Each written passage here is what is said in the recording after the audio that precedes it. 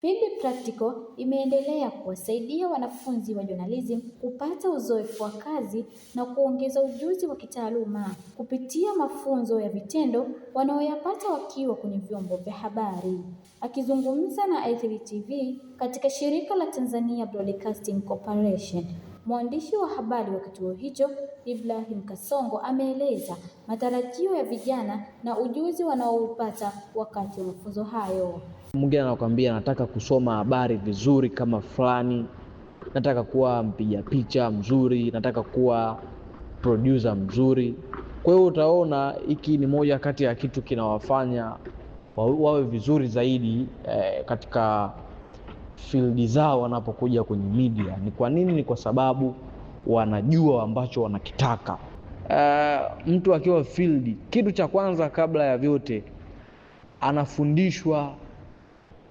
Mwandishi wa habari anatakiwa awaje.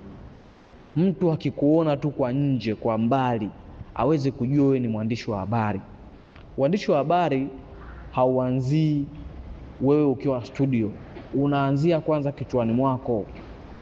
Namna ambavyo unajiweka, namna unavyoongea, namna unavyovaa, namna unavyonyoa, namna ambavyo unaishi na wengine. Kwa cha kwanza tunawafundisha namna ya kuwa mwandishi wa habari kwa maana ya muonekano na behavior kwa maana ya tabia.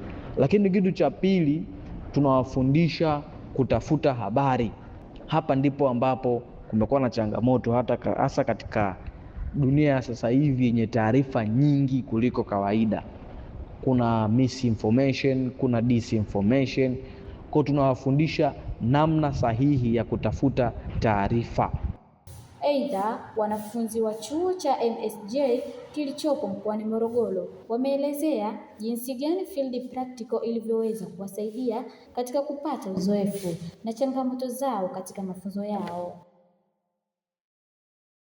Masomo yangu ya journalism kwa sababu imenifanya kuniongezea kujua vitu kwa vitendo kiachana na taaluma ambayo nilikuwa naipata darasani. Kwa hii imenijengea uzoefu wa mimi siku ambapo nikibahatika kuja kupata ajira ndakuwa na uzoefu wa kitu hicho kwa sababu nishakifanyia field kwa vitendo, kwa practical ambayo imekamilika vizuri. Kwa ikaniletea muunganiko na watu wengine. Kwa mfano nimeenda kwenye media fulani nikapata muunganiko na watu ambao walikuwepo pale. Kwa hiyo ndo moja ya faida niliyoipata kupitia field practical. Moto nilizokutana nazo wakati wa field practical ni lugha. Katika matumizi ya lugha mimi nilikuwa nachanganya lugha ya Kiswahili na Kiingereza. Tunajua kuna baadhi ya vyombo havihitaji kuchanganya lugha, inahitaji kuzungumza Kiswahili basi straight zungumza Kiswahili, lakini mimi nilikumbana nao changamoto, lakini nashukuru Mungu nilifanikiwa kupambana nayo changamoto na nilifanikiwa kupita ambapo wao polisi yao inavyotaka kwamba tuzungumze Kiswahili zaidi kuliko Kiingereza.